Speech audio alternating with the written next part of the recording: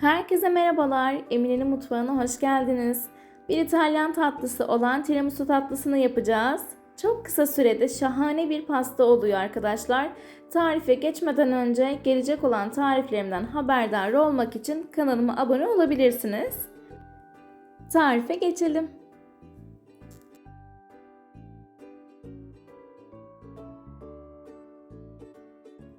Öncelikle tencereye 1 litre sütü alalım. Üzerine 1 bardak toz şekeri ilave edelim. 1 adet yumurtayı ekleyelim. Ardından 1 bardak dolusu un ve çeyrek bardak un ilave edelim arkadaşlar. Toplamda 1 bardak artı çeyrek bardak un ilave edeceğiz. Ocağın altını açmadan bir güzel karıştıralım. Unun topaklanmasını engellemek için. Homojen bir kıvam aldıktan sonra ocağın altını açabilirsiniz. Orta ateş gayet idealdir. Kıvam alana kadar sık sık karıştıralım.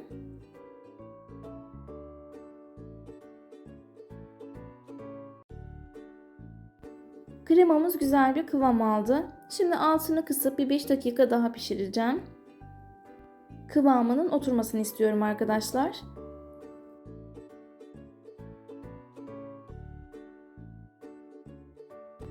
...200 gram labne peynirini içerisine ekleyelim.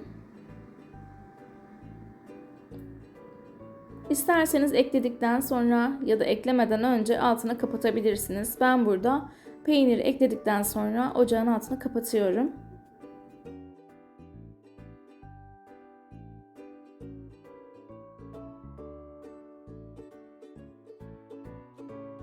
Peynirle kremanın iç içe geçmesi için güzel bir şekilde çırpmamız, karıştırmamız gerekiyor arkadaşlar. Çırpıcımdaki peynirleri kremanın içerisine bırakıp bir mikser yardımıyla güzel bir şekilde çırpacağım.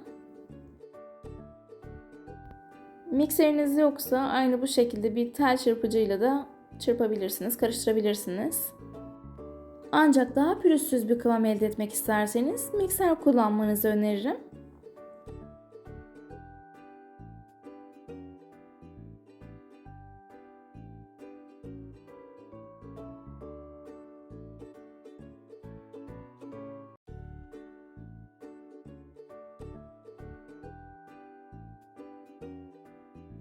Evet, kremamız gördüğünüz gibi hazır arkadaşlar. Güzel bir kıvamı oldu. Ne çok sulu ne de çok katı. Daha sonra dolaba koyacağımız için biraz sertleşecektir. O yüzden bu kıvam çok güzel. Bu arada su bardağına 1 yemek kaşığı granül kahve koydum. Üzerine yine 1 su bardağı sıcak suyu ilave ettim, karıştırdım ve kekin üzerine döküyorum arkadaşlar. Kuru kalmayacak şekilde, ancak bir yere çok fazla da dökmeyin ki kekiniz böyle dağılmasın, kırılmasın. Aynı zamanda şunu da belirteyim. Hazır kek kullandım. Hazır pasta keki, pasta bun diye geçiyor. Siz de bilirsiniz, marketlerde var. Çok pratik bir pasta olduğu için ben de işi birazcık pratikliğe döktüm açıkçası. Ama dilerseniz evinizde yapmayı düşünürseniz eğer krem açısından hiçbir sıkıntı yok. Yeterli miktarda olur. Çünkü kekiniz büyük olabilir boyut olarak. Kremamız yeterli olacaktır.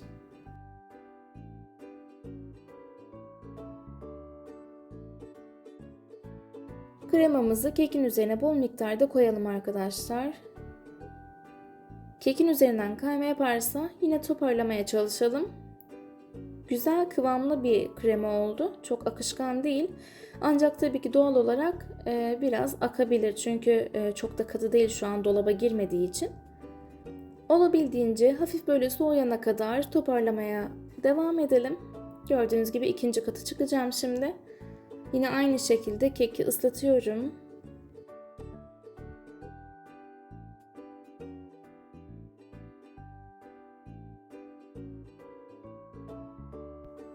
Bol miktarda kremamı kekin üzerine yayıyorum. Olabildiğince bol kullandım arkadaşlar. Böyle çok daha güzel oluyor.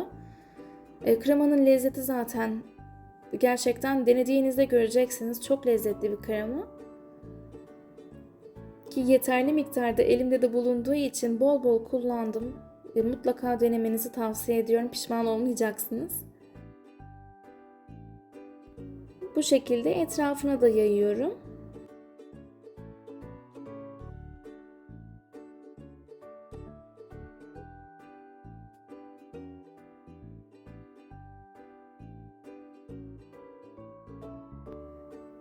Üzerine böyle dilediğim gibi şekiller yapıyorum. Komple de yapabilirsiniz. Bu görüntü çok güzel oluyor. Kakaoyu döktükten sonra da çok hoş görünüyor.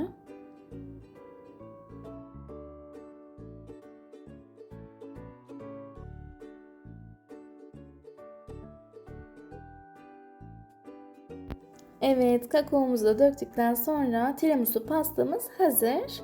Sadece 2 saat kadar, en az 2 saat kadar dolapta bekletirseniz şahane bir pasta oluyor arkadaşlar. Gerçekten bir dilim asla yetmiyor. Bunu açık açık söyleyebilirim ve çok kısa sürede oluyor.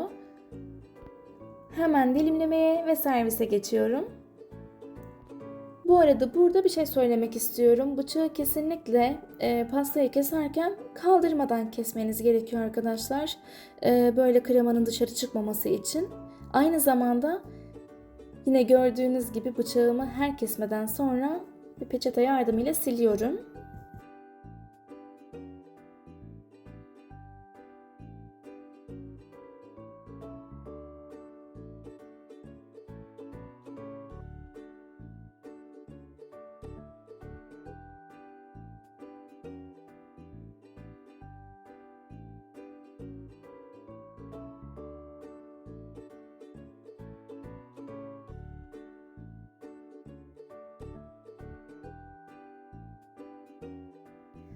Görüntüsü şahane, tadı şahane. Mutlaka deneyin arkadaşlar. Çok pratik, çok lezzetli bir tatlı. Yapacak olan arkadaşlara kolay gelsin ve afiyet olsun. Yeni tariflerimden haberdar olmak için kanalıma abone olabilirsiniz. Bildirim zilini de açmayı unutmayın lütfen. Tarifimi deneyen arkadaşlar, yoruma sizi bekliyorum. Nasıl oldu, beğendiniz mi? Ya da ikram ettiğiniz kişilerden güzel dönüşler oldu mu? Mutlaka yoruma yazmanızı rica ediyorum. Kendinize çok iyi bakın arkadaşlar. Tekrardan afiyet olsun. Hoşça kalın.